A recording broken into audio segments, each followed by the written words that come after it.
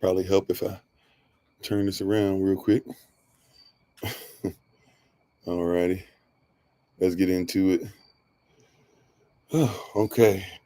May the words of my mouth and the meditation of mine heart be acceptable in Yahavah's sight. He is our strength and our Redeemer, and it is in His name, it is His authority that we pray, praise, proclaim, project, and protect today's message. Aman. Shalom, peace, family. Welcome. Shabbat Shalom. If you're using Friday as your Shabbat, Friday into Saturday, we hope that all is well with you and Nine House. Thank you for joining us one more again. We'll have to get this stuff together, but we appreciate you. Thank you so much for being on. We are a couple of days away now, 3 days away, I guess, from Feast of Tabernacles. So we're excited about that. And prayerfully, everybody's ready to go with that. So we're excited. We're thankful. We're grateful for another opportunity to roll with everybody and to be with everybody and to celebrate. So thank you all for being on with us. Thank you so very much. We appreciate you. We're going to go ahead and get ready to get started. Mic check, 1, 2. Mic check, test the 1, 2, check it. Can you see? Can you hear all right? Maybe not see so much in the dark, but can you hear all right? Yes, no, maybe so. Tomorrow is Shabbat. Where if you're going by tonight, it's Shabbat. We will have our live session, followed by Elder Nice and the podcast, followed by the children. And then after that, later in the evening, we plan on having our men's meeting. After that, I just realized, ministerial staff, I apologize. I'm about to send you guys a message. I've been telling persons I'm busy, and I'm dropping the ball on some things during the season. We did not have our ministerial staff meeting. So we're going to have to scramble, I guess, and I'll try to find a way in this last week of trying to make sure that we can give everybody an opportunity if they'd like to be able to preach on a certain day. Prayerfully, we can get these days taken care of, because during the first week, I'm not going to be on at all. So prayerfully we'll have that stuff in order, but I'll admit to everybody that I just realized this evening, I forget what I was doing, but we were running around last night. So I do know that I dropped the ball a little bit. So I apologize on that. We'll make as great as we can. If push come to shove, I'll have some recordings ready.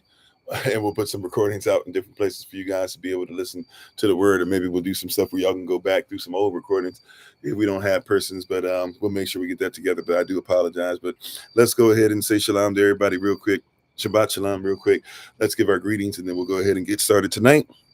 How's everybody doing? If you'd like to rise to your feet, by the way, in reverence of Yahavah's word, or however you're able to reverence the word. How's everybody doing? How you doing, Brother Alton? How you doing, Callum? How you doing? Hebrew Views and World News. My wife is on, the Honorable Alma. Thanks, babe, for being on. How you doing, Big Brother Thomas? How you doing, Darius? Sister Joy, Michael, Lost Sheep. Is it Teco the Titan? All right. Beautiful comp, is it? Thank you for being on. Sister Sherry, gracias por tu presencia, mi hermana. And we appreciate everybody, right? Thank you so much for all that you guys do. Gracias, yo necesito, I don't know how to say, what is it? When? Cuando? Yo necesito do ayudar. I don't know how to say you guys are there for me, part of me or something, right? But thank you for being on. We appreciate you all. I appreciate you so much. How you doing, Prince? How's everybody doing on all the platforms? Hopefully you are doing well. Hopefully you are continuing to get yourselves ready, whether virtually or physically, or some combination of the two, for the Feast of Tabernacles. We're excited. We just sent out some stuff. We did send out, I was busy today as well, so I was able to do a lot of stuff that needed to get done as far as getting information out. Some of you will get even some more information that's coming up. Ministerial staff will get some information. We'll have some virtual stuff when we hit next week, October 6th to the 13th. Pretty much anything that we do, especially if it's going to be virtual, you guys will get a Google Calendar invite. I know there's somebody that asked me specifically for more information about Feast of Tabernacles, and I didn't get to you, somebody who's newer. So I do apologize for that. I will send it. Matter of fact, if somebody doesn't mind reminding me after the live session, if you remember, just to keep on me about it, so we can send this person information just in case they're able to swing through and come on through and celebrate with us. Amen. All right, let's go ahead and say our Bible pledge and jump in. Late enough. Praise Yah. All right. Just repeat after me. This is my Bible. This is my sword. And this will I trust. For Yahashua is Lord. No sword of God shall ever be heard. For this is my Bible. And this is Yah's word. Hashem Yahavah. Aman. In Yahavah Shem, his name is authority. Let it be done unto us. You may be seated or go back to what you're doing in the presence of the Most High Yah. Thank you for joining us in that. How you doing, Sister Deborah, if I didn't say so already? All righty. So, and thank you for likes, shares, subscriptions, hitting notification tabs, any donations, offering, even tithes, things that you do in front of the scenes, behind the scenes, effort, energy, giftings, callings, all the stuff that you do, even reminders, the stuff that you guys help us with all the time. We appreciate you. We cannot do this without you. All over the world, we cannot do this without you, and we're thankful for another opportunity. I'm sorry, one last thing too. I've been slipping a little bit. When we come back in November, we're going to start setting aside a little bit of finance to bless some of the children that we help. That's part of SOC family, but we're helping out, and we're going to do some things for them, raising some funds, and helping some of the children that are over in not Zimbabwe and not Zaire. Is it a Z country? I can't recall, but we're helping some children. It'll come to me, not the Congo, but some Central Africa, I believe, somewhere. Forgive me, I'm forgetting the country name. But we're going to be giving more information. So if you can be ready for that, we might even have some things together to where our children and their children might be able to write back and forth to each other or have a pile of some kind. We're looking at being able to do some things to lift up our spirits, our brothers and sisters' spirits, in other places across the country, in other countries, which are really part of our country, the kingdom of heaven, right? So we want to make sure that we are a blessing unto them. So just kind of keep that in the back of your mind. After we finish and when we come back in November, we're going to start hitting hard and hitting the pavement hard and making sure that we can do the best that we can to be a blessing unto them. As such as we have, we shall give unto them. Praise Yah. All righty. So we'll go ahead and get started. Tonight we're going to talk about Reaganomics. Reaganomics. Now somebody said Reaganomics. Right? Didn't Reagan resign? Didn't he give his farewell speech in 1989? Right? Didn't Bush take over for him? Right? Start taking over for him in 88, and they did a transition in 89. Wasn't he already starting to lose his memory? Right? Reagan's a long time ago. But if you comprehend Reaganomics, you comprehend not only what has come since Reaganomics, but what manifested into Reaganomics. How you doing, Brother Rodney? Right? And so tonight, just a little reminder about Reaganomics. Now, if I can just give a disclaimer for those who are watching this live, for those who will watch this later on, and before everybody comes in the chat and starts saying stuff, or people put all these things in the comment section later on, let me just make it clear: I'm not a Republican, I'm not a Democrat, and I can care less about all that stuff because the politics that I have are kingdom politics, and I have a king. My king is Yahavah. Some of you call him Yahuwah, some of you call him Yahweh, some of you call him Yahweh. Some of you have other titles or other names for him. At the end of the day, the one that rules over me is Yahavah. And therefore, I live privately, separate from the beast, separate from the system, separate from the world. And that's not where I'm trying to be at all. How you doing, Sister Allison? So I'm not trying to worry about any of that. That's not my goal. I'm not trying to take this opportunity to get anybody to vote for anybody. I'm not trying to show anybody anything other than truth and how things are still being used today. And ultimately, for real, if we do what we're doing correctly, hope prayerfully, you'll stop voting and you'll start living. Right? You'll stop trying to vote for what is right, and you'll start trying to live righteously. Amen. So that's ultimately, if we do this correctly, we'll plant a seed that prayerfully shall grow into a tree. Right? Then that tree, when it bears fruit, will help you to make sure that generations from now won't get caught up on the foolishness of who's better, right or left, Republican or Democrat, because we'll show you in a minute that doesn't even matter in the grand scheme of things. Anyways, it's two sides of the same bird, and ultimately it's really the same side of the same bird. They just keep calling themselves something different, right? So Reaganomics, number one, once again, I want to show you how influential Reaganomics still is, because somebody will make the mistake of thinking that since Ronald Reagan finished being president, that no longer matters. But what if I were to tell you that Ronald Reagan and Donald Trump are basically the same candidate, ruled by the same people, acting in the same manner? Right? Trump is taking some things, honestly, to a higher level, but Reagan and Trump are basically the same person. at least the same character to be acted out in this play, right? A new version of the play, but the same play, right? Maybe it's been updated so persons when they go to see it on Broadway will look at it differently, but it's the same play, right? Called the United States Corporation, right?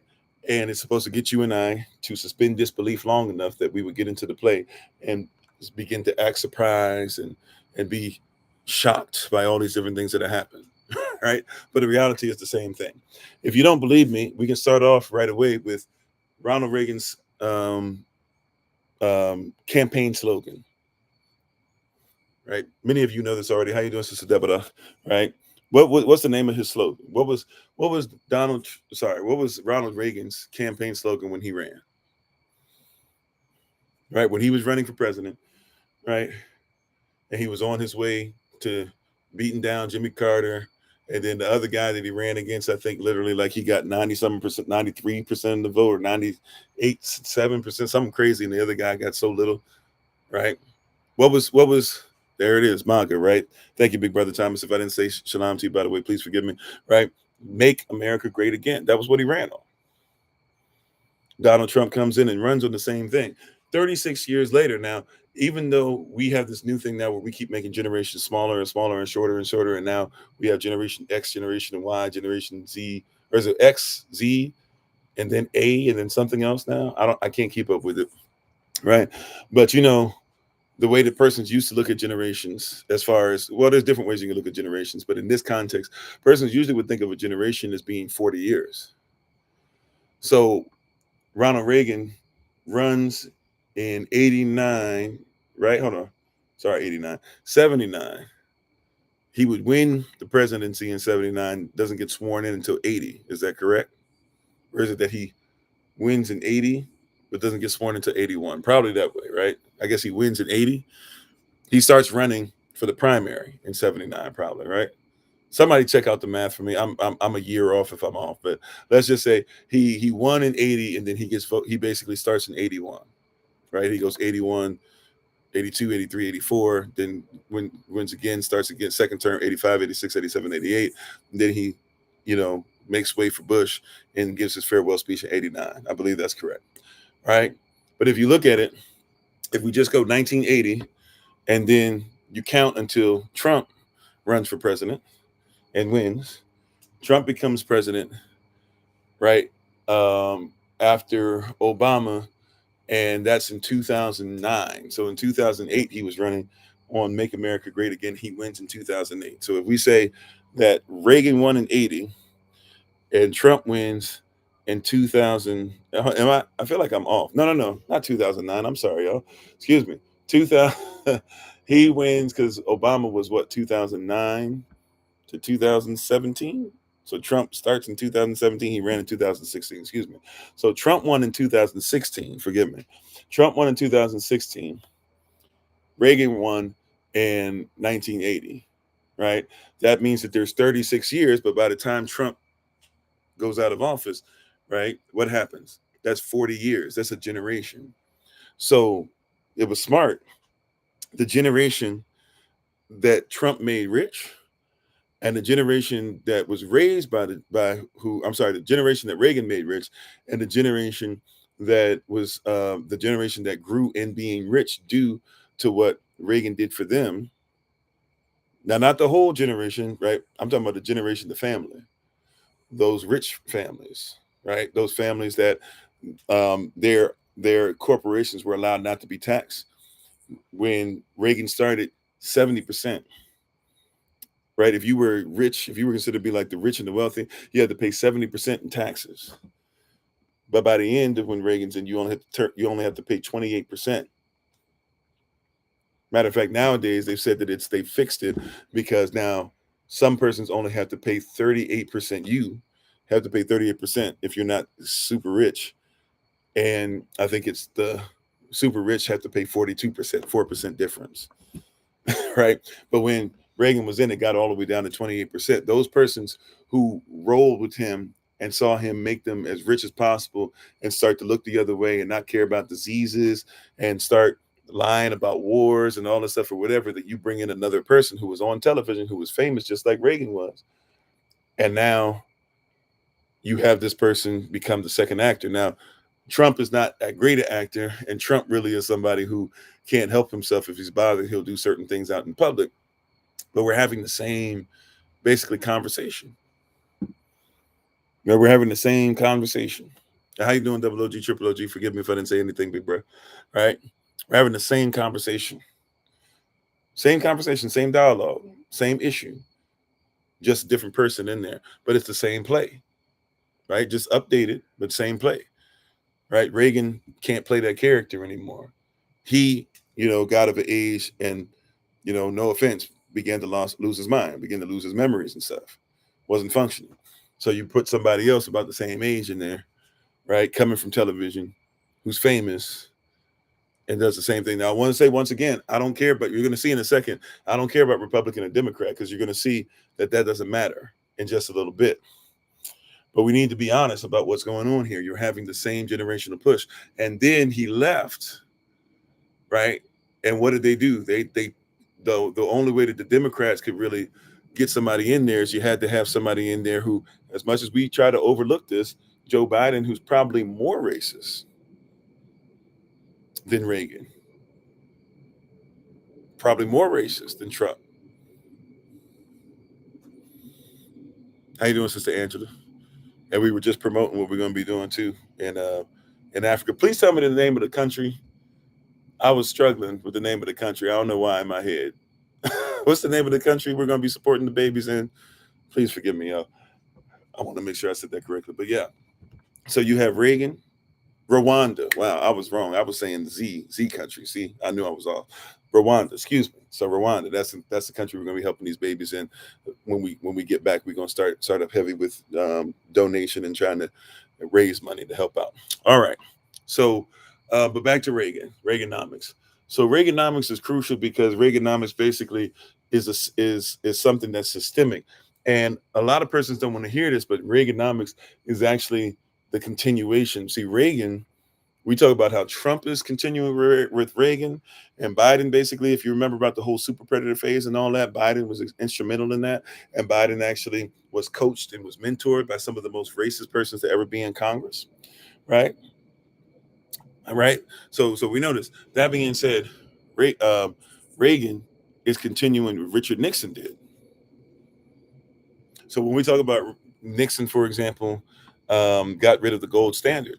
Reagan's going to help to make sure he pushes, now that there's no gold standard, to push for persons to make money since there's no gold standard. Right?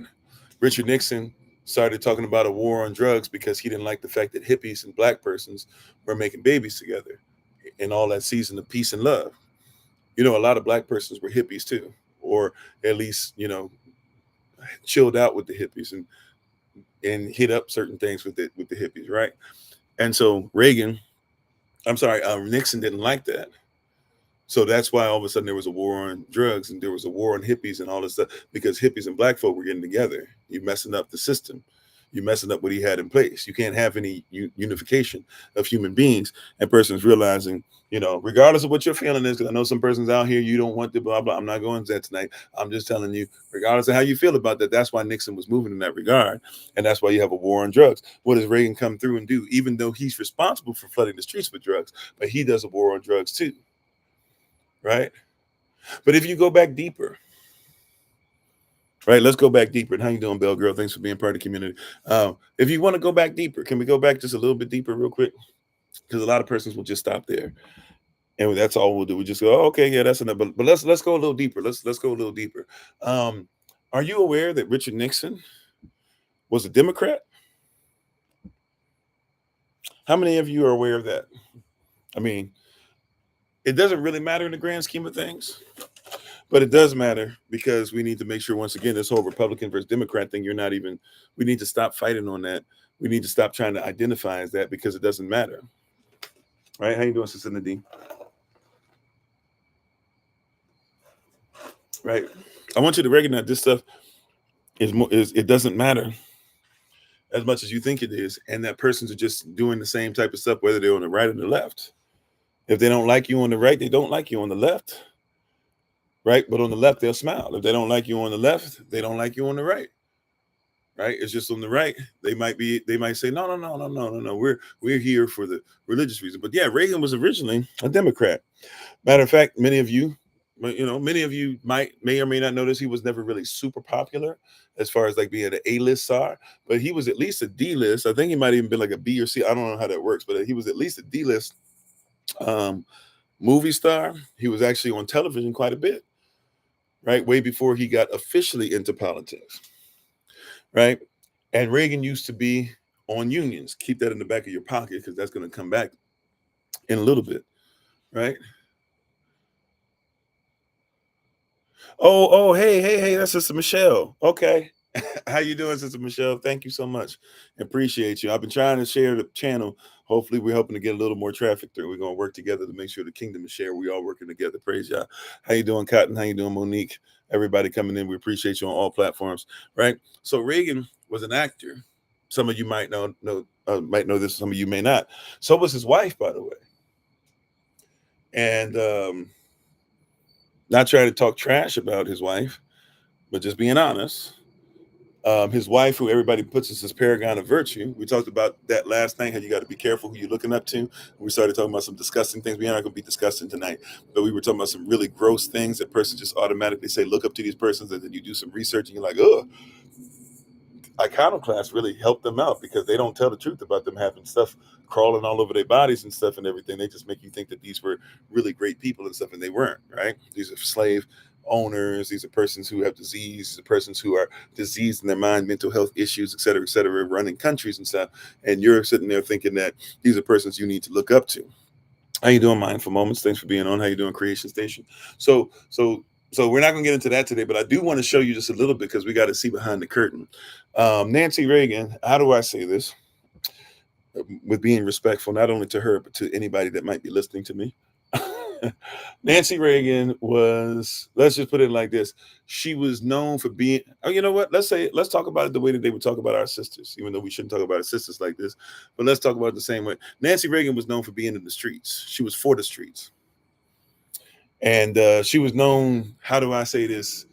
Okay, I won't go deep into it. Please don't put it in the chat or whatever. If you put it in the chat, be creative. I'm not trying to get in any trouble or anything and get taken down for offensive language or anything, but she was a chicken head. That's what people used to say back in the day, right? However you want to take, if you know what a chicken head is, right, we'll leave it there. But that's what she was back in the day, okay?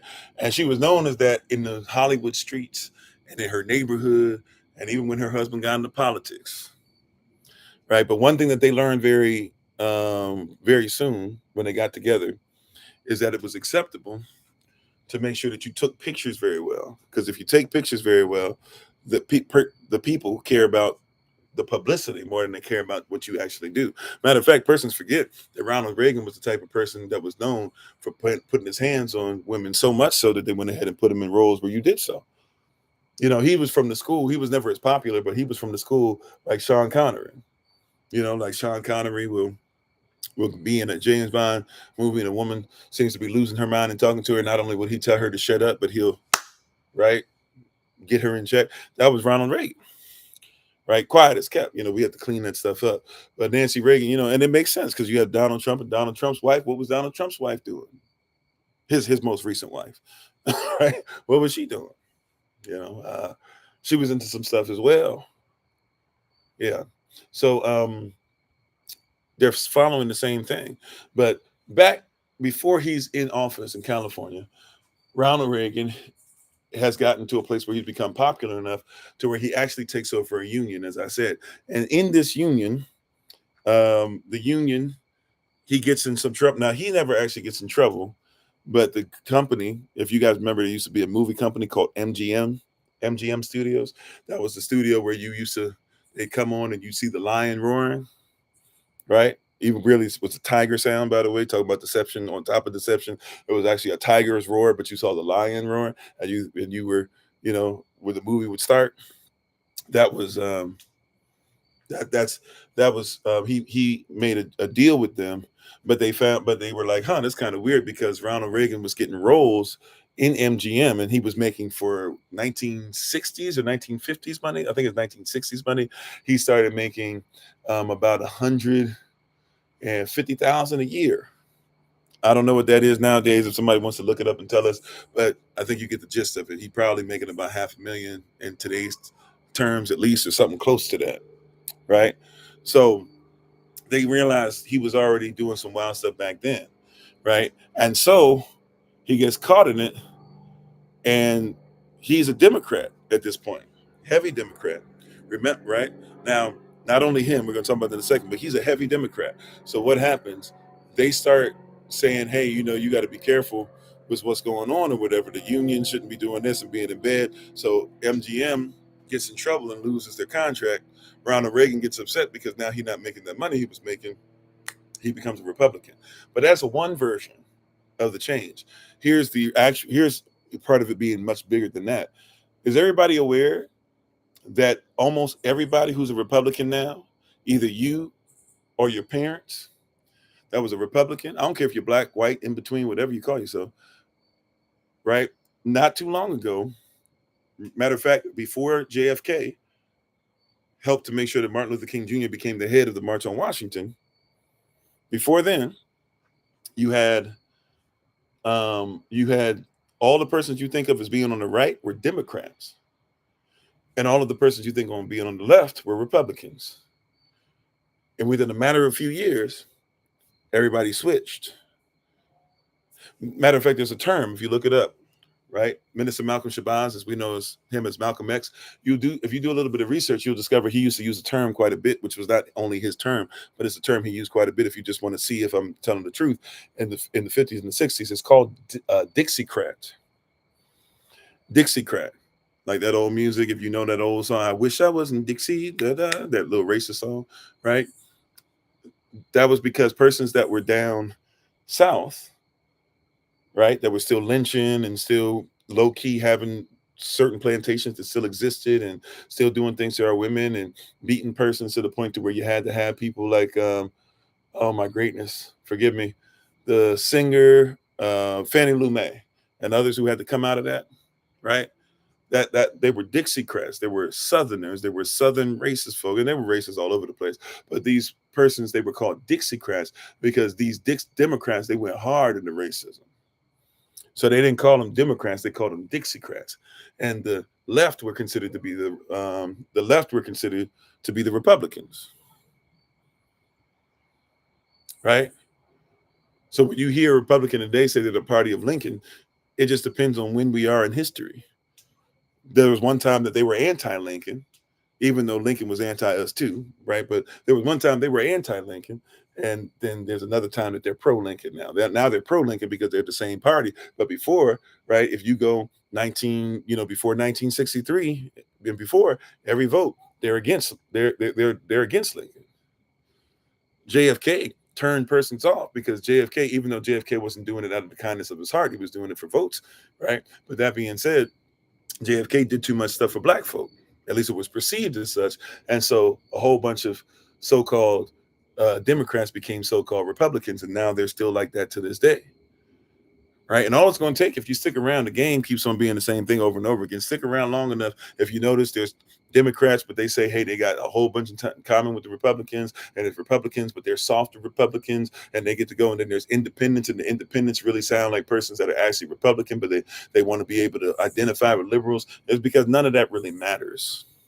It just depends on what time frame we are and what somebody wants to hide under and hide behind and all that stuff, so they can make it seem like they really care about you and I, so that you'll go ahead and once again waste your time with a vote, which if you're in the kingdom of heaven, you shouldn't be worried about anyways, but we'll leave that alone for the night, right?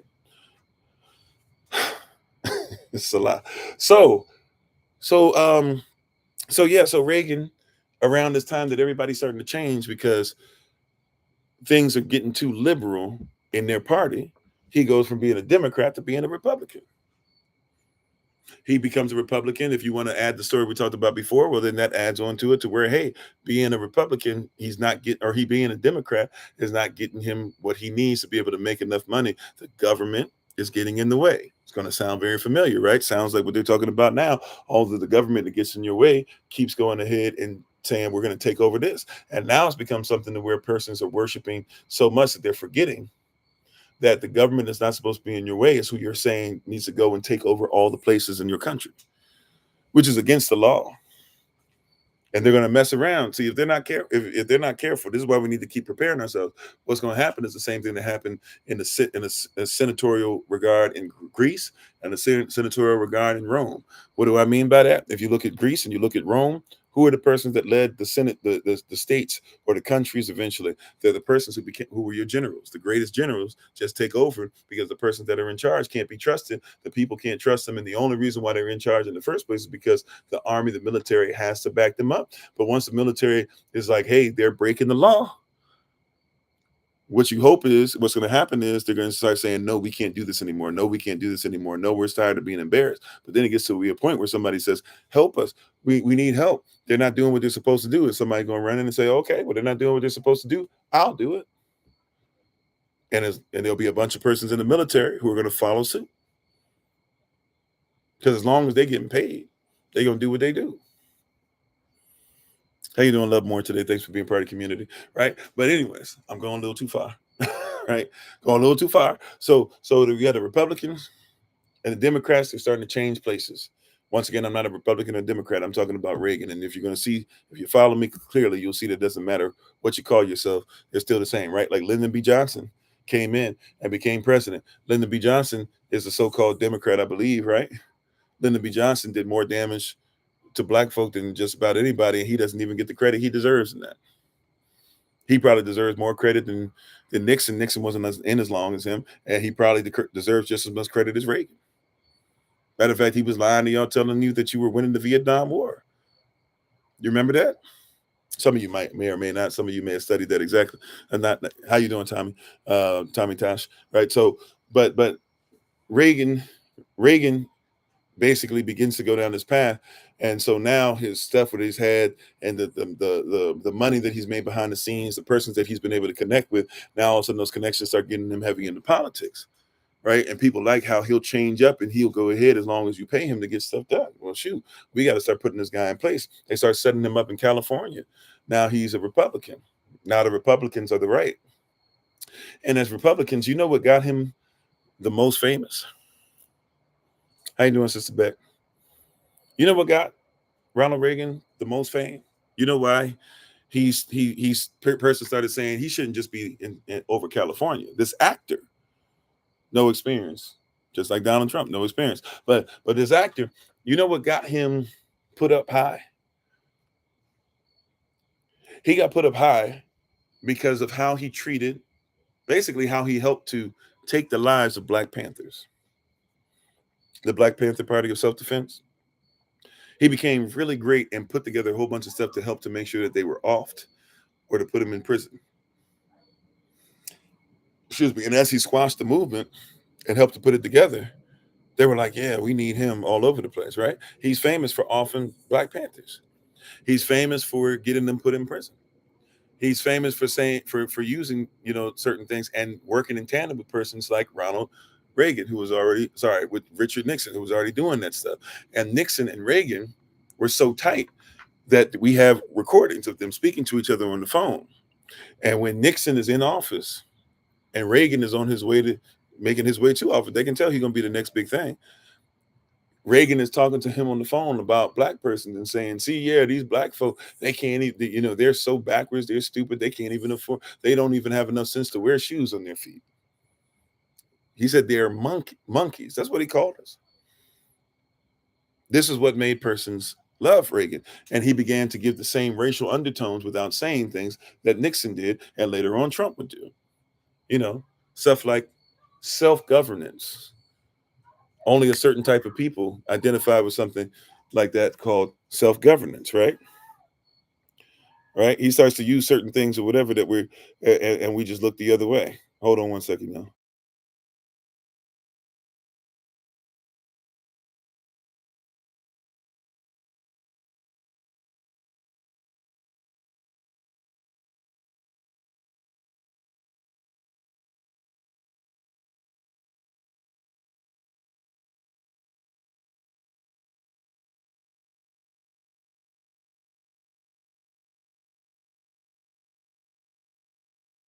about that. Sorry, excuse me.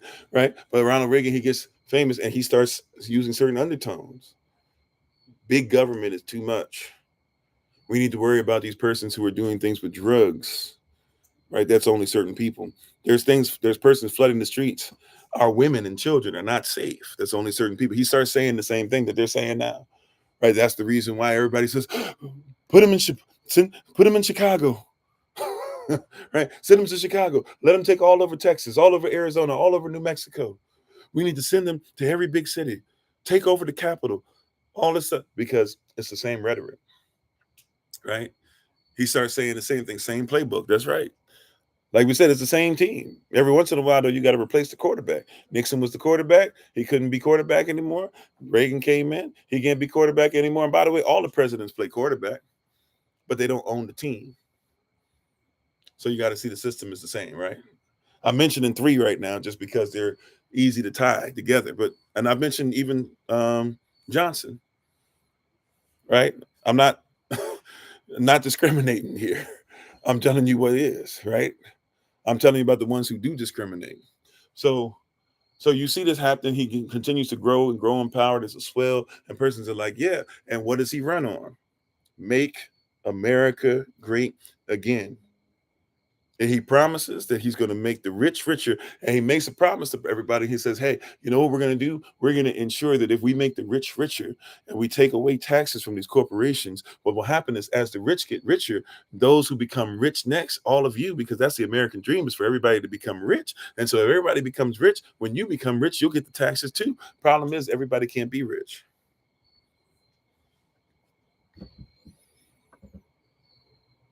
But hey, how do you handle that? Well, if somebody's not getting what the rich want, that's because you didn't want to be rich bad enough. Ah, somebody meant, how you doing, Sister Omi? Because somebody just mentioned the playbook, right? Have you ever noticed that persons will go on, your Stephen A. Smiths, your Chad Johnsons, your Shannon Sharps, your Cam Newtons, your Molly Crims, your whoever, right? And they'll say Molly maybe not as much, right? Not just because she lost her position, but just she doesn't necessarily speak like this as much. But Ryan Clark's, etc. You'll hear persons say this thing and be like, Chris Broussard's and they're Broussard, excuse me, Colin Cowherd's, etc. And they'll be like, I don't think that they wanted it bad enough, right?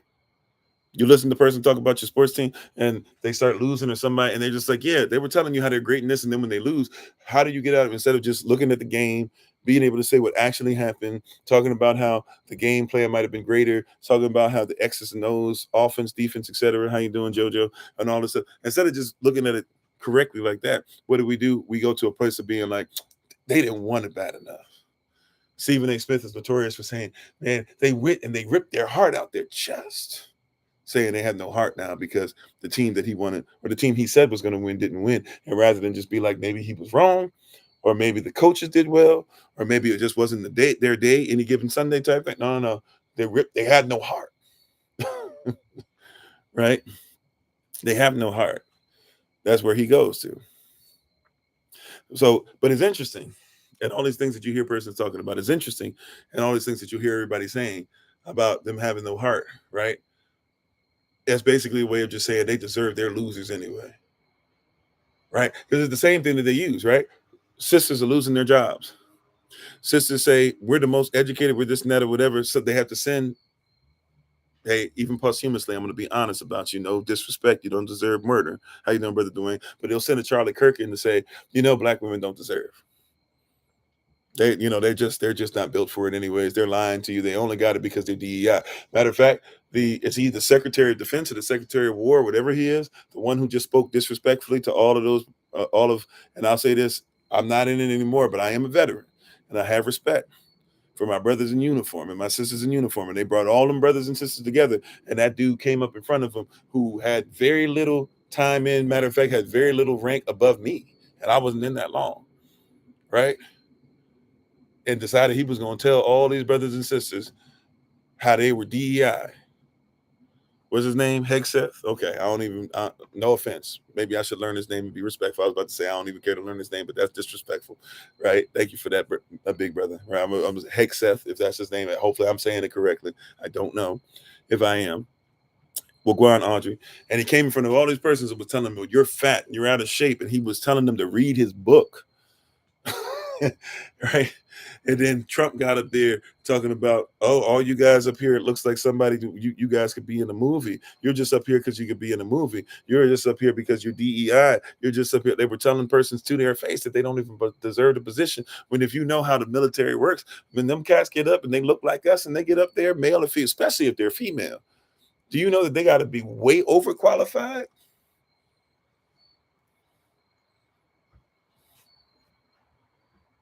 The MCPON, the Master Chief Petty Officer of the Navy.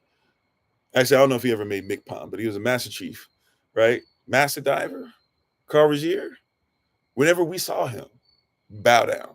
Now, not literally. We don't worship man, but you get what I'm saying? Whenever we saw that man, especially he lost a limb and all that stuff, we knew about him before the movie came out. When the movie came out, it was, hey, right? Seeing him, I'm not trying to say it is, I'm just being honest with you. For us and knowing what we were going through in the time we were in, just in the 2000s, and knowing what he went through decades before, it was like seeing somebody walk on water. Respect that man. But here they are saying all this stuff about whatever, right?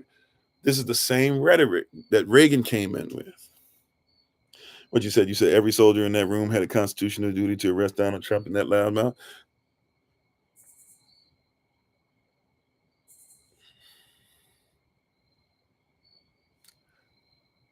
I had to be careful with that.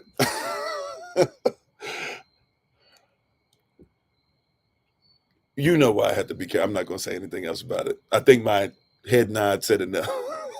Said enough, right? I'm not this way, right? But you heard me. You heard me. You heard me when I was going like that. You heard it. Okay, no. I'm just saying you too. I'm saying I have to. You can put whatever you want on that in there. I'm not dismissive of it. I'm just saying I have to be careful with that, at least now. I'm not sure if I do or not. That's why that's one of those things where my flesh wanted to say something. Holy Spirit was like, it might not be time yet. So at least that's what I'm hearing. At least I feel like that's what I'm hearing. So I'm gonna be obedient for now. How you doing, Elder Tamer? If I didn't say so already. Okay. So, but this is the same rhetoric as Reagan, is what I'm trying to get across. Reagan comes in with "Make America Great Again," and they were asking the same thing back then. They were saying back then, hey, persons were asking, when was America great the first time? Sounds familiar? Same thing. Was it great when Nixon took away the gold standard that was left over from when Coolidge had started to take it over? Was it great from the time to when there was chattel slavery against things? Was it great, when prisons came into effect? Matter of fact, Reagan's going to take the prison system. See, even the prison system, as bad as it was getting, was not even close to what you guys know now. In the 80s is when it actually begins to become something where private companies start not only making prisons, but then they start contracting with other private companies to make sure that the prisoners go back into slave labor. And so the same cotton that they were picking, they're picking it on the same manner they were picking it before in the 1800s, right? And the same way they were making your shirts and clothes, they're making your shirts and clothes just like they were in the 1800s. And the same way that they might make things to be parts of your carriage and stuff, now they're making things, license plates to be able to put on your car, right? The same thing, when you go in the airport and you lay your head down on some of those pillows were made in prisons. I'm not trying to get you to be away where you feel like you can't do anything or go anywhere or buy anything. I'm just trying to be honest. It's the same game. Nothing new in that. How you doing, Scarface? And thank y'all for the likes. Thank you for the love. Thank you for the shares. Right? And so here comes Reagan. And Reagan starts to do the same thing. And Reagan's all these things he's saying. The corporations, the middle class, all of a sudden has to take a huge hit in the text. By the way, he starts putting together even names. You know how they went and they attacked those two black sisters? Once again, I'm not Republican or Democrat. I don't vote. I don't care about the vote thing like y'all do. But I'm telling you the truth, right? So when you talk about voting, those two black sisters, you remember how they were going after him to the point to where Trump ended up getting in trouble and Giuliani ended up getting in trouble. And Giuliani was hoping that Trump was going to come and help him, and Trump didn't help him because Trump was in trouble himself. Right? Okay. There was a woman. I can't recall her name. We're not even sure 100% if this is her name or not. It turns out she probably was a real person, but we're not sure. She might have been something made up by the Reagan administration. But you guys know her as what was she known as? Her nickname? She was known as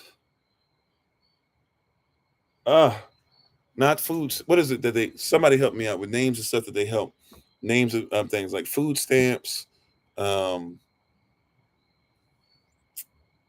housing. What is it that they do? They give money to persons that are supposed to be in need. Brett Favre and them messed around and used it to build volleyball courts for his daughter and others and stuff. Like, if you know about Ted DiBiase, the $1 Million Man, that character, he dipped in there too. He's supposed to be a pastor, but was dipping in there stealing money from it. What? Not Wick. They had a nickname for this woman. I've been reading this all day and listening to this all day. Here I am. I can't remember her name. Welfare. Okay, she was Welfare something. They have this name, Welfare something. Let me see if I can look it up. Maybe it'll pop up. Because y'all know this name if I say it. Y'all have heard this before. And you think, and some of you don't know, this is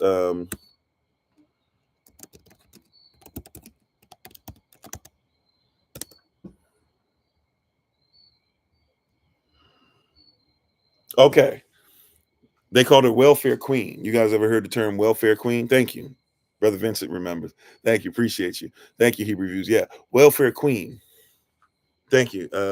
Is it a Lion of Zion, Brother Dwayne? Yeah, appreciate you. Welfare Queen. How you doing, Sister Casey? They called her Welfare Queen, right? You've heard that term used, and some of you might not even know that goes back to Reagan. They still use this term, by the way, too. These welfare queens, and the word queen actually means whore as well. So that's why they push that on there and stuff like that. And I'm not gonna get deep into that, but they basically call her a welfare whore. A lot of persons don't know that, but she was called Welfare Queen, and they pushed that narrative. That was Nixon and them. Sorry, continue with Nixon did. That was Reagan and them. Now, what they did, I'm gonna be off a little bit, but what they did, they lied and they came out and they told persons they kept repeating this over and over again. It was a lie, and we're not 100% sure if this woman actually existed, right? There was, and if there was a woman, right, quite possibly her name is Linda Taylor. Right. And they studied Linda Taylor. Linda Taylor actually was somebody who was guilty of swindling persons, but nowhere close to what they said. They said that this woman, Linda Taylor, had supposedly posed as like something crazy, like 10 or 20,000 persons, right? And she had pretended to be and was getting money from a whole bunch of money from her dead husbands who were supposed to be former soldiers, or former Marines, former airmen, former sailors, etc. And all this stuff. She apparently was supposedly, bamboozling the SSI stuff and doing all this. That's what they told everybody for the longest time, and they still use her as an example. Problem with this is that even if you believe that this person was true, and even if they found what they told you later on after he got in office and after they used this to start shutting down stuff, because a lot of persons don't know, they shut down housing, even though there's persons that get housing through the government. Housing assistance is nowhere close to what it used to be before Reagan. Up until Reagan, housing actually got persons housing. They still had a lot of problems, but housing was actually a lot better. The housing system has been broken since 1981, excuse me, and it's never been fixed. It's still the same. Nobody has ever gone back to fix it. It is something that is talked about, all this stuff, but it's not even used properly. And a lot of money actually disappears from housing in urban development. I won't tell you how I'm gonna know that, but I got the scoop. I promise you. I know enough about it, right? I know enough about the details and how stuff is still being hidden and how they're literally trying to kick people out right now to put people in that will continue to hide the stuff. It hasn't never been fixed, right? But they said that this was because of this woman, right, who they called Linda Taylor, or who, right, if that's her real name or not. Now, when they did research on Linda Taylor, right, FHA remitted the racism and no programs to repair. There you go, right? Now, when they did, and all that redlining, right? So when they did research for Linda Taylor, come to find out Linda Taylor had, in fact, taken money. The most that they could find on Linda Taylor, though, it varies, and it varies a lot, but it doesn't get close to what they were talking about with all this stuff where she was like acting like she was a millionaire with money or something. Linda Taylor, at the most, had taken money from the government that she didn't deserve, somewhere in between $3,000 and $8,000. That's a far cry from she's basically being a millionaire off of taxes and government spending. Pennies in comparison to what the government does all the time, right? But that's what he used. And so when persons still talk about a such thing as welfare queen, they're using somebody that even by the Republican standard, once again, I'm not a Republican or a Democrat, I'm just giving you truth. Even by somebody of the Republican standard, they recognize, yeah, that was a red herring. That was something we made up. That was a lie. That was something we did to get people frothing at the mouth so that they would do whatever we said. They admit to it. This is the same Ronald Reagan who set it up, because see, another thing we have to be honest about, it's not just skip over to Trump. Don't forget that George Bush, who part of the CIA, right, becomes his vice president. So the CIA is in his pocket, just like CIA is in Trump's pocket now, right? With the whole Epstein stuff. Same thing back then, right? They made one person in charge of the CIA. They took Bush and they said, if you rock with us and do what we say, we'll make you vice president. So Reagan had the CIA in his pocket too, and Bush had the CIA in his pocket because he basically was the leader of the CIA. He just took on the title of vice president. Oh, FBI. I said CIA. Excuse me. Thank you for the correction. I think I say CIA every time. I might be wrong about that in general. I apologize. FBI. Right. It's federal. My bad. Exactly right. Excuse me. And if I've been saying it more than once, I repent. I'll try to make sure that I correct that. Thank you, Brother Vincent. Right. So, and all those things, right? So he's running all this stuff, doing all these things or whatever, becomes the president, or eventually becomes the president. He continues what Reagan does. But then what they don't admit to you is that Reagan started saying anybody who basically wasn't a white male that made enough money deserved whatever they did, because, you know, they weren't Christian enough and they didn't believe hard enough and they were immoral. We'll get to that in a bit too. How immoral? Well, what morality should we be looking at? Because, you know, they said Reagan. I used to preach this. I had to repent almost as soon as I started preaching it, because I didn't know how crazy I sounded at the time. But, you know, I used to preach this for a while, that, you know, everywhere Reagan went, he held a Bible and this and that. Yeah, he held a Bible. What does that have to do with what he was? That was, you know, Hitler had a cross behind him when he preached. What does that have to? You know what I'm saying? So I had to repent of that a long time ago. But, you know, they used to teach us, yeah, you know, Reagan carries a Bible everywhere that he goes and he prays all the time and this and that or whatever. Meanwhile, his wife and him are sexual deviants. And he's helping to make sure that, can I say this? They be trying to take our stuff down so much. He's making sure that a certain type of powder that can be snorted or can be smoked is coming across the border, and that is being turned into something chemically that actually offs people, and he floods it into cities where we are, and then also thinking that he's getting rid of us, you know, uses that money while he's using us to get rid of us, and is making sure that he's away from it. They'll use persons like Oliver North and stuff later to make sure that they stay away from it enough. Meanwhile though, they're messing up our communities and stuff, and he's fighting wars while telling you that wars are already won.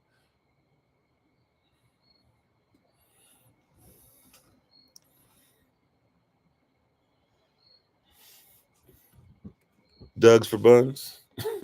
Yeah, he doing all this stuff, right? But what we don't comprehend is when he started saying the war on drugs and stuff like that, and then his wife and him started saying the war on drugs, and then Bush came in and said the war on drugs. And I'm be honest with you, Bush, as far as a human being, I thought he was a great guy. I sat down, I've talked to Bush before. I've talked to a couple of presidents before, like conversations with them for a little bit. You know, they're busy.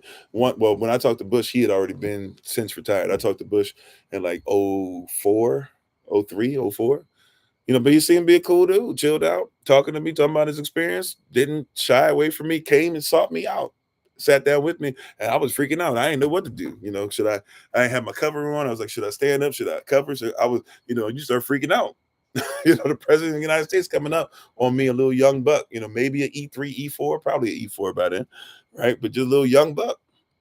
I don't know what to do. And he told me, calm down, sit down. Tells everybody to sit back, Secret Service, sit back or whatever. We sit down, we talk, right? This is one of those things where you have to be careful too, because you'll think that, oh yeah, well, somebody can be nice and everything and still be messing you up. He can still know that, hey, I can talk to this young dude and we cool and we straight and blah, blah. But when it comes time when the cameras come on, he got to make the moves to make sure that money is moving where it's supposed to move. When he was finished, he can go back to just talking to me like a regular dude. You know what I'm saying? Wasn't no cameras, wasn't nothing. He can just sit down and talk to a little, what at the time, maybe 19-year-old Kofi. You know, we can sit down and have a conversation. Right, but don't get it twisted. Like we forget these persons are actors. Bush came after Ronald Reagan. Ronald Reagan was a great actor. He's known for having levity, for making jokes, for making people feel unnervous, or just make a joke here or there, and all of a sudden everybody forgets, and then he'll do some really sinister stuff behind. But not only Bush came behind Reagan, don't forget. Then you get you got to have a double mind. That's right. But then you get coming behind him, you get Clinton. And Clinton comes behind and takes it to the level of super predator. They're going to take what Reagan's doing and they're going to quadruple down on it. They're going to get rid of habeas corpus. They're going to say that, hey, even though the government flooded, and they had to admit that they did, the government flooded the market, and the market being the black folk, with all these drugs and stuff, and started arresting us, right? 3 strikes and you're out, doing all that. They took that to the next level, and Clinton did that, but that was because they were afraid, because Bush administration is basically the Reagan administration continued. And so when they got in, they didn't want anybody to believe, right? The Democrats, once again, Democrats and Republicans, the same thing, right? The Democrats are like, we can't come off as being weak when it comes to crime. And they got so-called black folk who are Democrats to work with them to say, hey, well, we hate crime too, and we're the people, we're United States citizens. No, you're not, but whatever. We're United. That's what you said. We're in the United States citizens, and we don't want persons all over stuff. And we started having these jokes that would come out. There's black folk, and then there's N-words, and we don't rock with them N-words. We were saying that stuff and still do say that stuff. I know we forget. Some people want to put that in the closet. It's okay. Maybe you weren't saying it, but you had friends, and you have family, and you had comedians, and you had persons that were low key in high places that would say that stuff behind the scenes. There's a difference between a black person and an N-word. And I get it. I was raised with it. I get the colloquialism. I get the mindset. I get the thought process. I even get the joke, even though it's not necessarily as funny as we think. But they use that to make damage. So now black folk looked at other black folk and said, if they're doing stuff that's wrong, lock them up and call them whatever you want. And they said, Joe Biden said, I'm with you. Clinton said, I'm with you. Hillary Clinton also said, I'm with you. By the way, Hillary Clinton's so devious, and she would run later on. We forgetting that these families still doing the same thing. And we forget that Coretta Scott King, the beloved Coretta Scott King, came out and told us a long time ago that Hillary Clinton, who was a lawyer for a specific firm that was working for this wicked organization, she said, anybody that works for the firm, and Hillary Clinton works for that firm, anybody that works for that firm and works for that corporation, don't trust them because they hate us. Don't listen to them. But we didn't listen to Coretta, but we were so willing. We wanted to get Hillary in there so bad.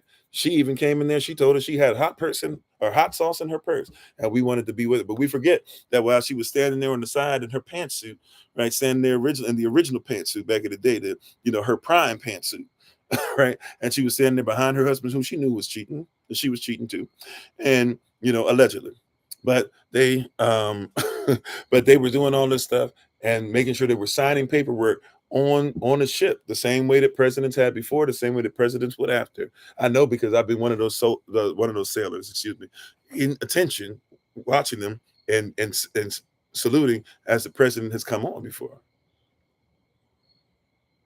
Right? I've seen it. Right? They've done this plenty of times since, and so here they are on the ship, super predators. There's 8 years of that, and black folks said that's our president. That's our president because he plays the saxophone. He played terribly, by the way. He couldn't play the saxophone, but people didn't care. He was just holding the saxophone, and he could play on a very elementary level. He was out of tune. He would get stuff wrong. He had a lot of blips on there. He didn't know how to use the reed correctly, all that stuff. As a musician, that stuff still messes with me when I be watching. It's cringy, not just because it's some guy placating and it's some guy faking and being like, oh, am I black enough? But then it's literally some dude on there that can't actually play the instrument. But we letting him in the cookout because he picking up a sax. He done Kenny G'd his way into the office. You said hot sauce is spelled Pandering. I see. I see you. For real, right? You said JD and his missus are from the same firm. That I didn't know that. I gotta look that up.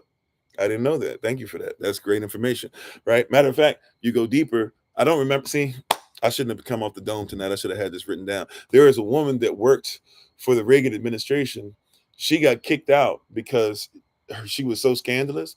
Her son, Trump, put him in the Supreme Court, one of the Supreme Court justices. If you look up his mother, you'll discover that she was somebody that was under the Reagan administration and couldn't hack it. Just like the first time, I mean, it's not apples to apples, but like Trump, when he came in the first time, he was trying to get Vince McMahon's wife, a strange wife, who Vince McMahon cheats on and stuff and all that stuff, and literally has not just been accused that we know for a fact. We see that he has R-worded a woman, allegedly, I have to say, but it's kind of undeniable. And yet, he's still walking free. And so if you know the guy too, who I'm talking about, Brock Lesnar, if you know that name, Brock Lesnar was involved in it too. And he's still walking free too.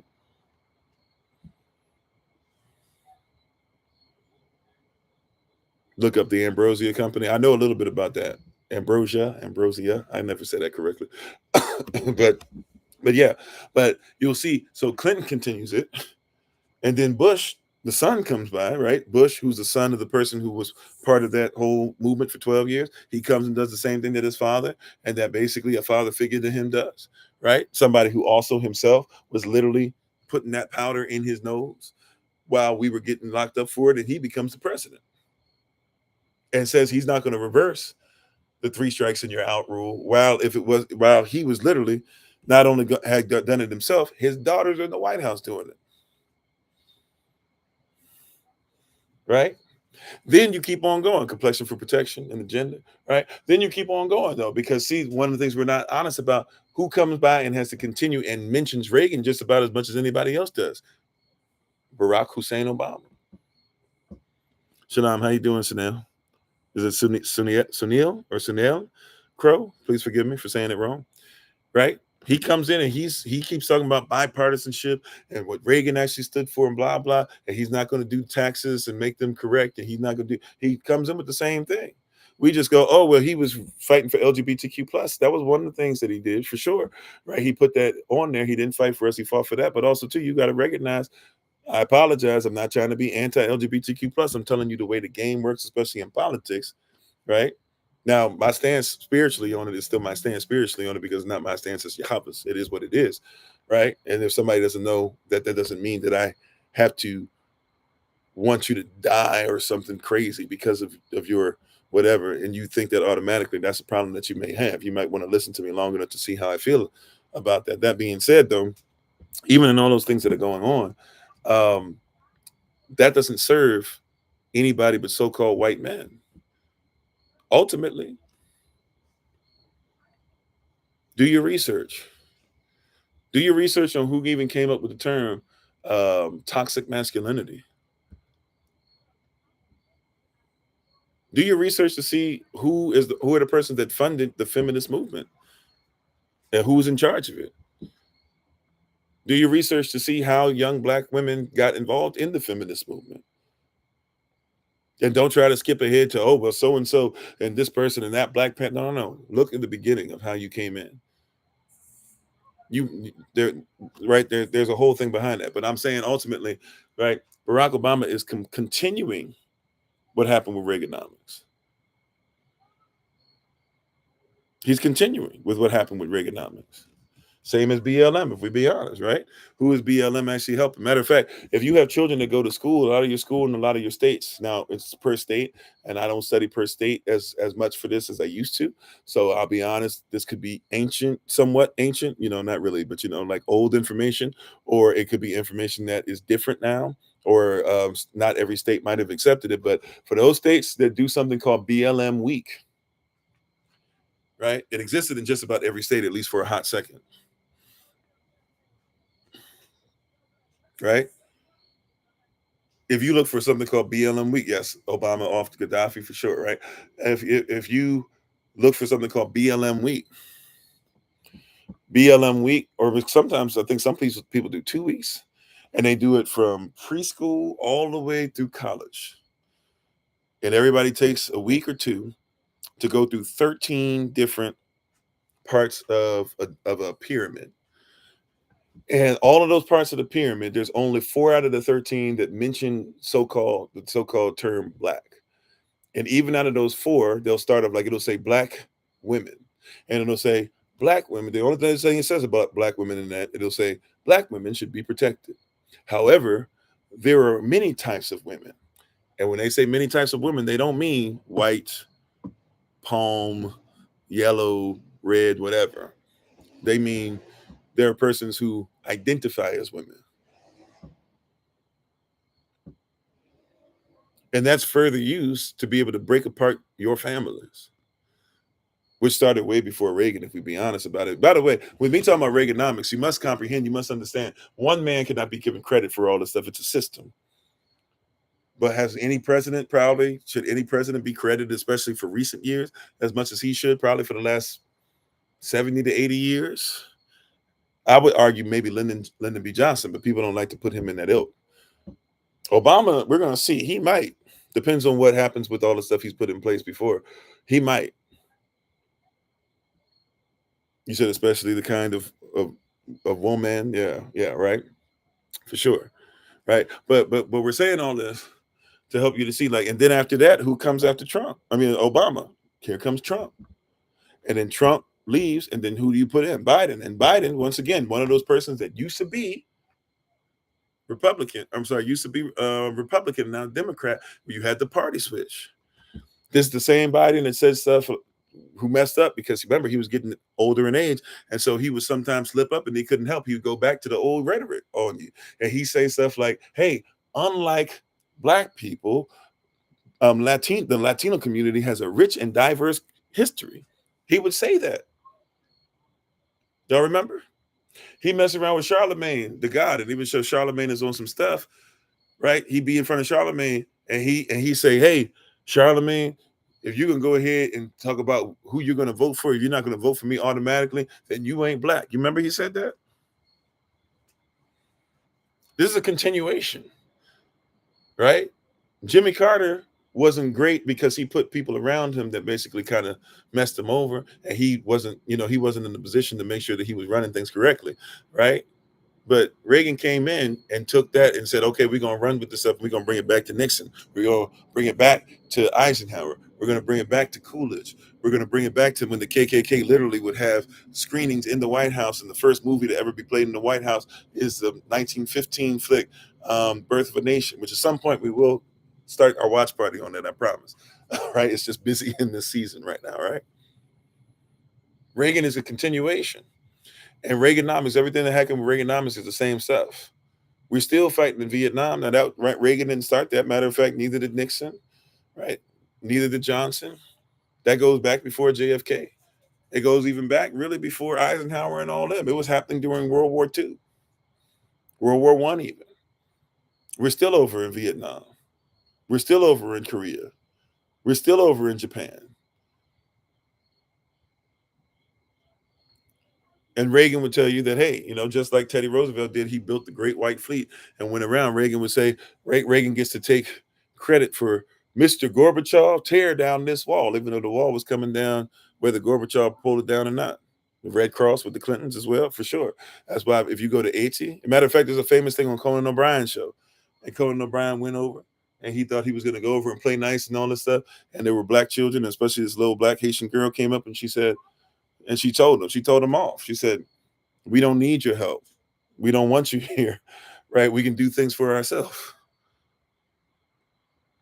And everybody laughed when she said it to him. And he just did what do a lot of liberals do in that second. Oh, she's a very bright young girl. She's not bright. She's telling the truth. Well, she is bright, but she's telling the truth, right? Don't try to pander to her. We didn't need the reason why they down in the first place is because of y'all. Don't forget that even the French who ended up coming back, they gave it over to the CIA. And right, they gave it over to America. And America messed around and put Papa Doc and Baby Doc in there. And now that Papa Doc and Baby Doc messed up and everything. They tried to put something else in the regime. They tried to get something together. Nobody would listen to them. They offed the president, the most modern president, right? They offed him, and when they offed him, now you have now basically you're having the whole country is falling apart and being pulled apart in a manner in which we haven't seen basically since there was a revolutionary war. But this time now, persons who are being paid, right? Don't forget these guerrilla warfare, these so-called gangs and gangsters and all that. They're being pulled. They're pulling the nation apart. They're getting paid by the United States of America, just like Reagan did with Grenada. Grenada, not Granada. That's over near Spain, right? But Grenada. You remember Grenada? Grenada, and within like a couple days, the United States of America came in and wiped out the terrorist threat in Grenada. And all that was happening in Grenada was we had somebody who literally was taking care of our people, had started to build hospitals, had started to build schools, started to make sure that we were reading and writing, and we actually started showing that we could have resources within ourselves where we didn't have to depend on them. Reagan came in and said, "Not today." And to be honest, the American people gave him flack for it, even those extreme right were like, "That's wild. We can't be doing that." But hey, he was in charge of the military. Boom, boom. What you gonna do about it? And then he pulled out his Bible and he said a couple jokes, and everybody just was like, "Yeah, that's, what you gonna do about it?" Right? Reagan helped Israel out a lot. Trump helps Israel out a lot. Hey, what you gonna do about it? Reagan helped a lot of Palestinians to lose their lives. Trump helps a lot of Palestinians to lose their lives. Hey, what you gonna do about it? This is why we have to make it a point to really be honest and start telling persons like, hey, we can't allow ourselves to keep looking up to these persons as standards. We have to realize that our goal is to separate from these jokers as soon as possible. Even if it's here, find ways to separate and be private as much as possible, because letting these persons in your life like that and giving them this power and having them to have the power to where they can legit flood your neighborhoods with the stuff that locks you up. And then when they literally, unlike Trump, Reagan never got impeached, but he was this close. Persons may forget he was close. He was this close to getting impeached, right? He was this close. But and Bush was this close to being on the line too. But you got somebody like Oliver North. If you don't know what Oliver North did and his secretary, you got to look them up for yourself for the night. Right? It's almost time for us to take our leave. Right? but they were this close. If it wasn't for somebody shredding that paperwork, this close. Don't forget about the Contras.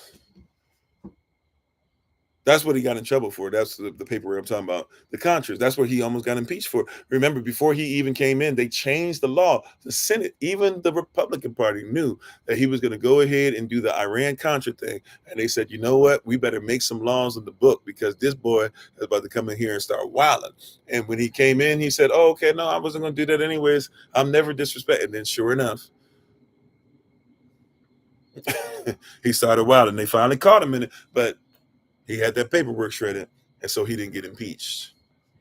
But remember, he came out. If you don't believe me, look for it. Remember, he came out. He had to give a speech. He gave a speech and everything and tried to calm everybody down and be like, no, and I'm innocent and yada, yada, yada. Right? Watch this. Even with, y'all remember AIDS, the so-called AIDS epidemic? Now people done forgot that AIDS exists, because, you can do anything if magic made it.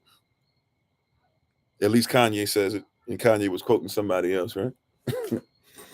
And I ain't mad at the lyric, right? Right. But remember AIDS, and it was going to take over. And according to Nixon and others, hey, you just deserve it. And it's only because you're homosexual that you can get it. Remember that was the rhetoric? What you said? You said when you learned that impeachment does nothing, you knew even further the game is rigged. There you go, right? Impeachment does something if you wanted to. But ultimately, it's really just something to make sure that people. It's like when they bring all this stuff out. When they bring Sammy Sosa in front, and Sammy Sosa can't speak English anymore, and they bring Rafael Palmeiro out, and he wags his finger and all this stuff. And it's baseball. I don't care if they use steroids. Even if they use steroids, and you say show them that they do, what you gonna do? What was the point of that? When they bring in a dude that be on Joe Rogan that's over the FBI or CIA, whatever he is, and they bring him before Congress and they make him look a fool. Okay, and is he not over the FBI anymore? And even if he's not, are there not persons there that are basically still working for Trump?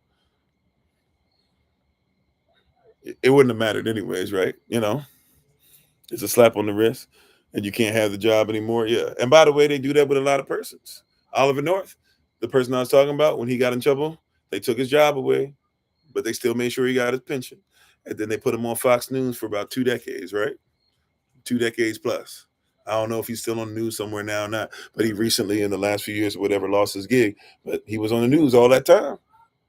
And not just because he's on Fox News or whatever. He was terrible at his job. He wasn't even great on television. But that was his payment. Hey, you did what you were supposed to do. You made sure Reagan stayed intact. You made sure the so-called, racism, white supremacy rhetoric and everything is there. You made sure that Reaganomics stays true. Hey, cool. We're going to make sure we take care of you for the rest of your life. You got a pension and you'll get a job. And the longer you work at Fox News, the more money you're going to make, because you got to get promoted after a while.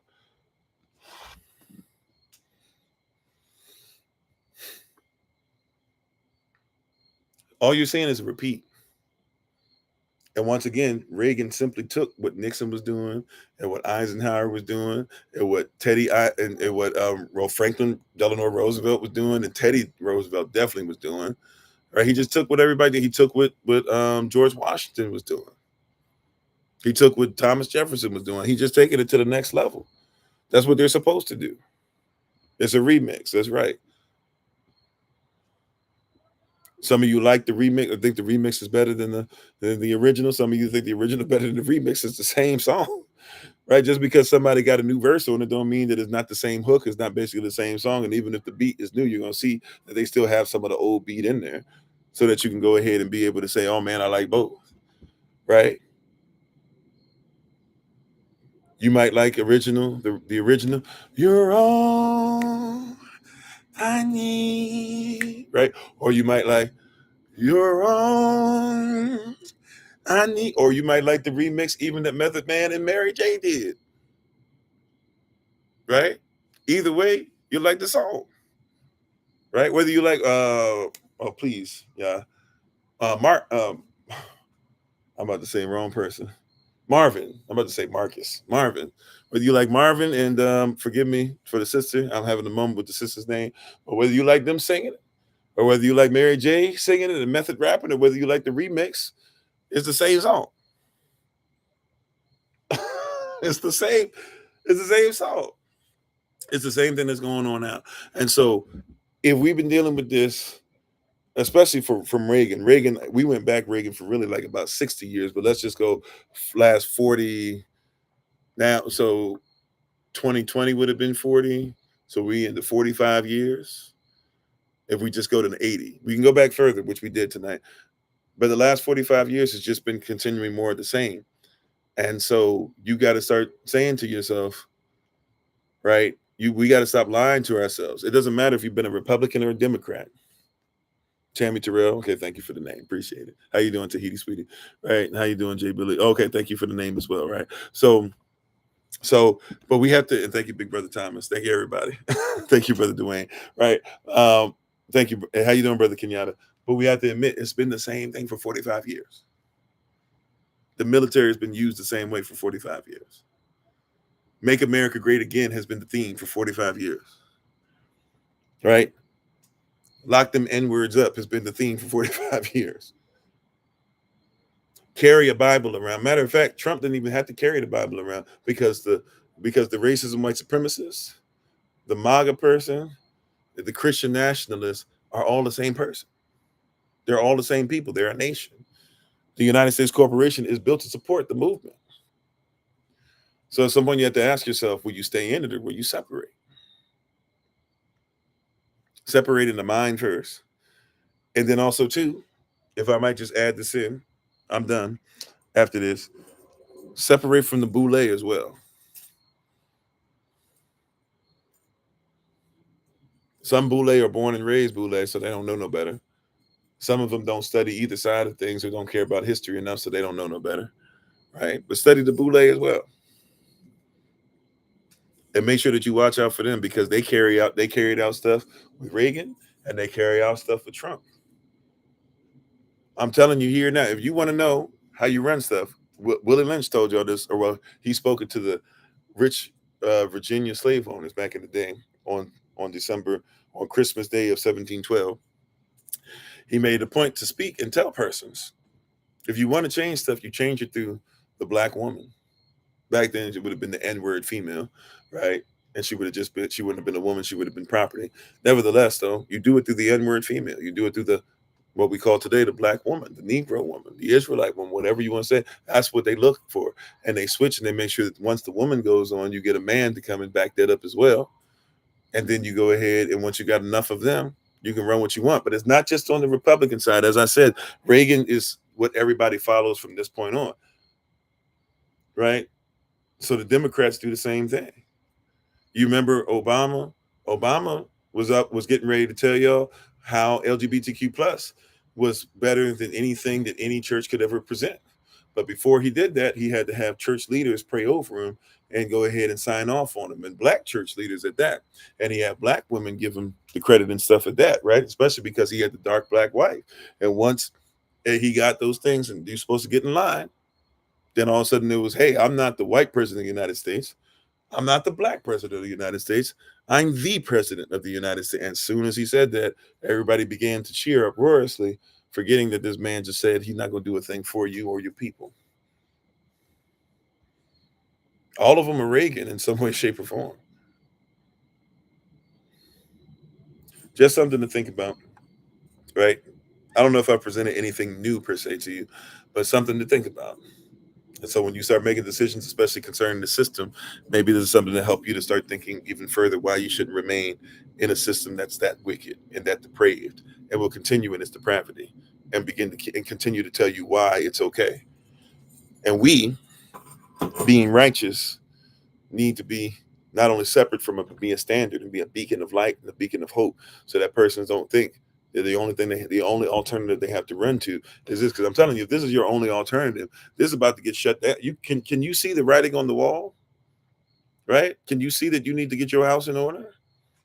Can you see that these persons are so busy in Babylon and saying how without them they wouldn't have done anything, and all of a sudden Nebuchadnezzar is about to be buck naked for some years outside before he finally comes into the knowledge that there's nobody above the Most High? Can you not see? Can you not see this thing is about to fall apart?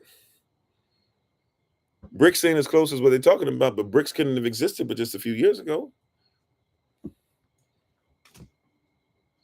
Ibrahim couldn't have been doing what he was doing until recently. He's standing on the shoulders of Kwame Nkrumah and a Sankara and Lumumba. Right? This is recent that we're starting to get this and have our people at least start to be open up enough to recognizing what the Most High has for us, to at least start thinking outside of the system, outside of the world. That's right. The wheels are starting to fall off. And by the way, when the wheels fall off, if you're so stuck in the system and you're trying to get away from it, it's going to hurt when the wheels fall. If I'm in the vehicle and the wheels fall off, there's a possibility that the car could flip, or that I might drift, or that I'll lose control, or that you putting the brake on might hurt, or putting the gas on might hurt, or putting the brake on might help, or the gas might help. We're in territory to where the stuff's not working the way it's supposed to. And what they're trying to tell us now is we're in front of the wizard. We see the big face, but we realize, right, there's a Toto, there's some kind of dog that's gotten in the back and is telling us, is pulling on something that's telling us don't pay attention to what we can clearly see there's interaction in. It's about that time. And I'm not saying it to say it's about the time to where the cloud's going to roll back like a scroll, although I'd be looking for that every day, for real. During Feast of Tabernacles, if you see me going like this, I'm looking, right? But what I'm saying is it's getting time to where becoming a nation is more than what you think, and persons literally. Okay, look, I don't mean I don't walk into what we call the prophetic that often, but if I can just leave you with this, right? When it's upon me, it's upon me, right? I'm very careful about releasing stuff like this because, to be honest with you, I don't want to tell you something and steer anybody wrong, right? However, my brother and sister, if we be honest, we ain't that far from when who's going to care who has what land It's going to matter, can you defend it? You hear what I'm saying? We're not that far. We're not that far from, you better have a nation, or at least something big enough to where you got to be dealt with properly, because at some point nobody's going to care about what state is what, right? Nobody's going to care. I'm just trying to tell you, right? Like, it's getting to a point. You better be careful about all this stuff, talking about this and that. Nobody gonna. It's gonna come to a point to where nobody cares how black you is, right? They're gonna be worried about, can you feed yourself? Matter of fact, you're gonna be worried about, can you feed yourself? And it's starting to happen. And you're thinking this thing of, there's always going to be a grocery store. Like, everybody thought there would always be a grocery store. Germany thought there would always be a grocery store, until for 5 to 10 years, persons were literally picking up bricks and hoping that somebody would give them a ration of a couple of bags of moldy bread. You know what I'm saying? There was somebody that was living in this place that you call the United States of America. Those of you who were on Patreon, I put up a thing where we were standing in the Etowah Mounds, right? It wasn't that long ago that those mounds, which are pyramids, by the way, but those pyramids, those mounds, that was, I showed you in the video. You could look as far as the eye can see around, and that used to be all BU. It wasn't that long ago that somebody said Rome will never fall. Matter of fact, some of you don't know this, but for real, technically, there were persons that still said that they were Romans in Roman territories until the early 2000s.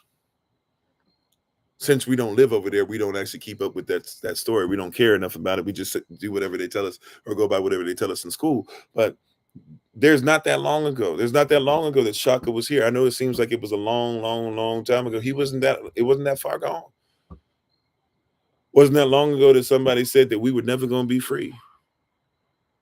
We went by a place in Alabama, and we saw a wall, and on the wall you can go look through the wall and you can find your family. Wherever you can find your family name and when it was changed, and you can see how many of them were all over the country and all that. It was an amazing sight. I think it was the art portion of it, the portion that's just supposed to be art, I think was a little kind of, the art part in the building, if you get to go there, is amazing. The part that's outside, but the part that's outside with the wall, I mean, that was priceless. And everybody that was with us, there were quite a few of us together, and all of us were able to see, where we came from, and then go inside, and it showed us where they were in the wall, and then we were able to go inside and go on the computer, and we were able to find more information about ourselves than we ever had before. It was amazing, right? But it wasn't that long ago somebody said we couldn't be free. It wasn't that long ago somebody said that black women wouldn't be able to be free, that black women wouldn't be able to vote, that black men wouldn't be able to vote, that black children would never have anything, that we wouldn't be able to get jobs, that we wouldn't be able to get this, that we wouldn't be able to, have the Constitution work for us, and this and that, or whatever. I'm telling you right now, stop worrying about all the stuff that they're telling you can't and won't and will never happen. It'll take a long time. Wasn't that long ago that they said there wouldn't be a black president, although we know Abraham Lincoln was black, and we know that Dwight D. Eisenhower was black, but wasn't that long ago they said that you wouldn't see one of them? I have to look it up. I'm sorry. It's do I remember the name of the city? It's whichever museum. Have you got? I'll see if I can look it up real quick. I know that's kind of bad of me to say that and then not tell you where it is. I'm trying to end, but I shouldn't end on without telling you that. Let me see if I can look it up. Let's see, Alabama, African American Slave Museum.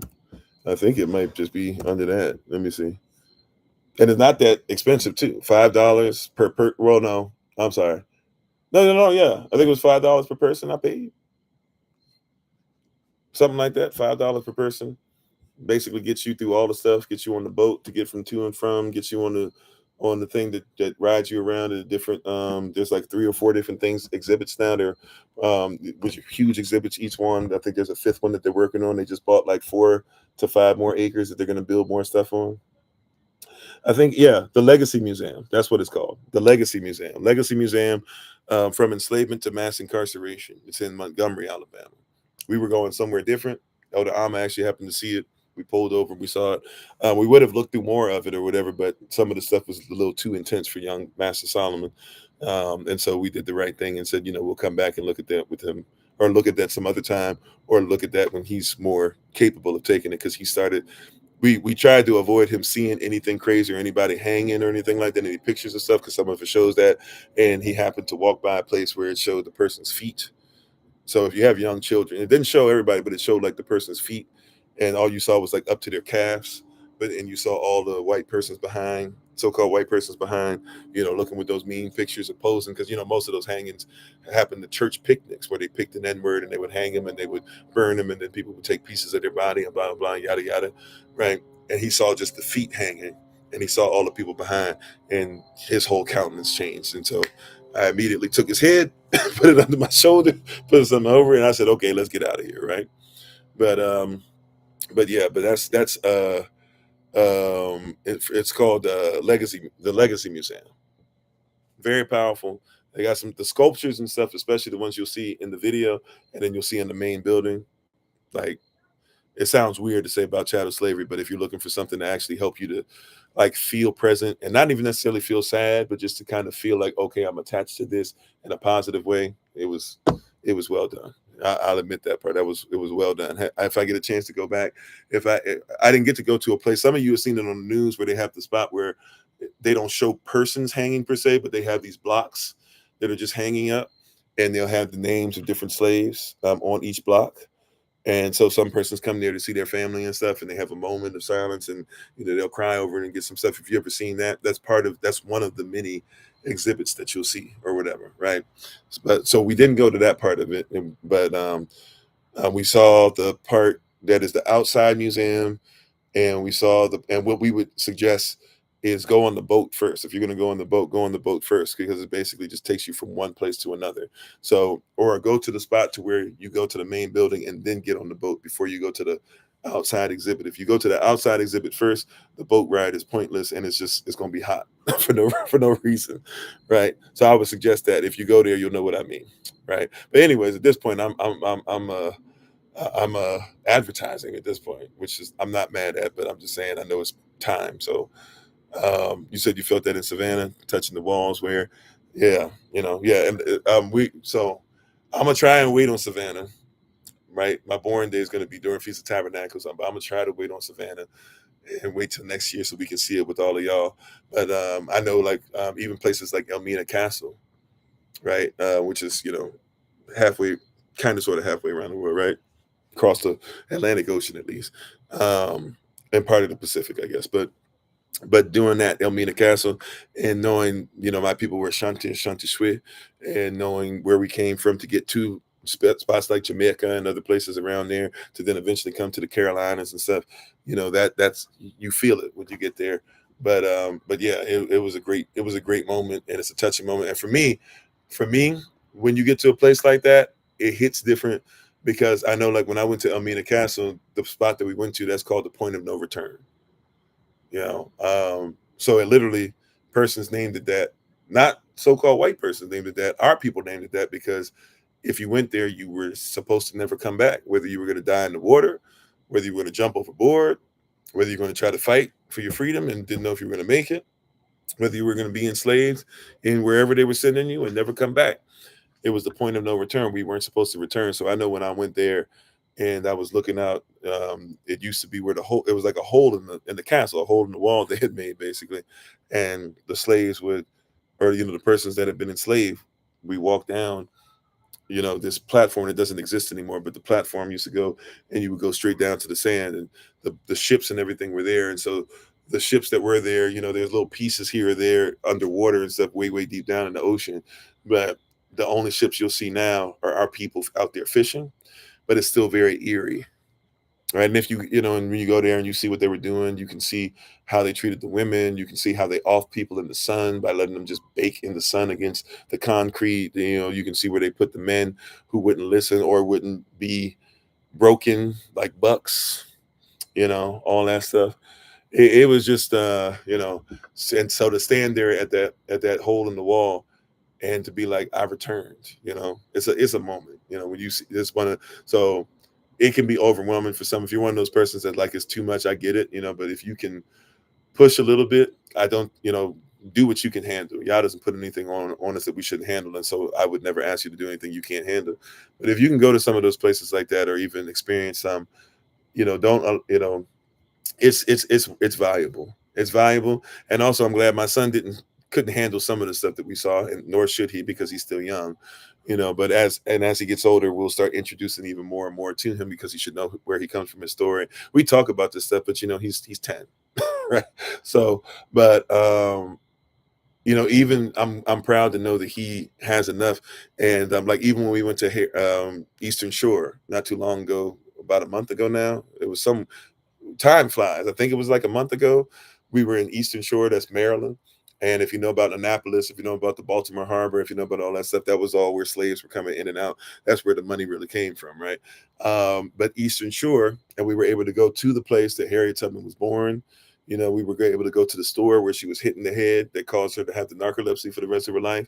We were able to stand there. We were able to go and look at the stuff that was picked. We were even able to go, even though honestly, I probably shouldn't have gone there, and I might have had my son in a little bit of trouble. We didn't go all the way where we were supposed to, but we went on private property. If I'm being honest, I didn't know it until we got to a certain place, but we kind of pushed it a little bit and went back there, and we're looking at the house. That was actually, it's a new version of it, even though it's got old pieces of the house, but the house that actually was the so-called slave master's house over that plantation and stuff as well. Yeah, we were able, and I was able to, and I love going places like that because I could tell my son. I said to him, son, when we go to all these places, we've been to places even like prisons that are not commissioned anymore, or whatever. But I was like, son, when we go to these places, I know it's a lot, and I'm so grateful that you're very mature for your age. But the reason why I bring you to these places, on top of all these things that everybody would say, and even I might say, is that I need you to comprehend that, as everybody keeps saying in a world today, that this is stuff that's not real, or that we shouldn't teach it, or that this stuff doesn't exist, or now persons are like getting away with all this stuff. Now they're giving people the Freedom Bible and all that stuff, and slowly but surely trying to now they're giving people constitutions in school, but the constitutions only go through 1 through 11, and then it stops at 12, because if you keep on going to 12, we got to have some really, really honest dialogue. Even if you know right what's going on in the preamble and stuff like that, you should already know what's going on. But still, like they're cutting things off. I was like, son, we have connection to something that happened before the Civil War, right? Stuff that happened. We've been to places where we've seen Harper's Ferry. We've stood where Pastor John Brown made a last stand and actually was waiting to see if Harriet Tubman could send some troops, and she couldn't. So if anybody, I was telling him, like, I'm proud to know that when everybody tries to tell you this stuff isn't real, you can say with your full chest out, you can say, no, my family and I, we stood where Harriet Tubman got hit. The house still exists. The family that owns the land allowed us to go there and allowed us to stand in there. We stood there. I walked down the path that Harriet Tubman walked down, right? I saw the house, pieces of the house, not the same exact house, but pieces of the house that she was under as a slave when she was allowed to marry, but she still had to be a slave, and her husband was free, but they couldn't really live together, but they were married on paper, right? I've been to the places to where Harriet Tubman fought as a general. They wouldn't give her the title, but basically she was a general. She was a scout, head scout, but she was basically a general, and freed slaves. He's been to those places, right? He's been able to go to Oklahoma and to be able to be places where our people traveled on the Trail of Tears, whether you want to talk about the chattel slave that walked on the Trail of Tears, which they don't talk about, or even the Cherokee, or the Choctaw, or the Muskogee, or the Creek, or the Seminole, right? He's been able to go to these places, and so it's something that is hard, and it's something that a lot of our children don't seem to see value in. And I would just say, but if you get a chance, try to see if you can take them. Try to see if you can push towards that. It's worth it. It's worth it. It'll teach you a lot. And bare minimum, your children will be able to be a part of this next generation that will be able to tell the others who are like, this stuff doesn't matter, it's not even real. They'll be able to say, no, I was there, right? I can't wait to tell. He didn't get to go to Elmina Castle, right? But I can't wait till I get to take him back to Ghana, right? When we go back, hopefully we'll be able to make it to some part of Africa next year. We've been talking about it for a while, but and when we raise the money for the children in Rwanda, we've seen already the prices are not as much as what we thought. So we might be able to make our way over there as a group. But it's time for us to see, to be honest about this stuff, to see that persons are repeating, and rather than us repeat our same mistakes, let's make sure that our generation and generations to come after us will know what happened and know that there's a way out. All right. So love you all. I appreciate you. I will see you guys tomorrow. We will have tomorrow live session. Elder Anais will give us the word for the podcast. Elder Alma will lead the babies in Shabbat school. Brothers, it is my intent. We will have men's meeting. That's my goal. So hopefully we'll have our men's meeting at 7 p.m. New York time. Outside of that, I'm be honest, I'm going to be a hard person to get a hold of outside of Feast of Tabernacle stuff for the rest of these few days. So hopefully I'll be able to reach out to you or call back, or if you call me or you reach out or something, hopefully, but we're going to be involved. Basically once Saturday ends, once you see me on the live session, and once I start the podcast, after I finish starting the podcast, just know I'm pretty much on the road at that point on. we're going to be down where we need to be, packing up the last bit of stuff, and we'll be down there so that come Sunday, we'll be ready, and we're already putting stuff together. We got, praise Yah, the only thing I was worried about that I wasn't sure it would be there in time came today. We were able to get a huge event tent, so big that I'm hoping they don't say we can't put it up. But if we can put it up, that'd be nice, so that when everybody comes together for the word, you can come together and you can be in the tent. So whether it's raining, whether it's hot, whether it's whatever, you'll be able to be in there. I got some lights and stuff too, so if we use it for the evening lives, you can be in there as well. So I'm excited about that. But everything pretty much that we need, I believe, is ready to go. Everybody who's coming said that they're coming. If you're coming in person or if you're coming virtually, of course, please make sure you're paying attention to the Google Calendar invites. But if you're coming in person, I believe we put everybody in the text train that is coming, so everybody should be getting the same information through the text train. Those of you who are coming early to help us out, a day early or whatever, if you're coming a day early, we have a spot that you'll be able to stay in when everybody shows up. When everybody starts checking in on Monday, we might disperse a little bit, and but that shouldn't be too difficult. We'll probably just literally pick your tent up and move it over a little bit to another lot, and there should be enough space where everybody has a lot of space to chill out, do whatever they need. But yeah, I'm excited. I'm grateful. I'm thankful for another opportunity, and y'all willing.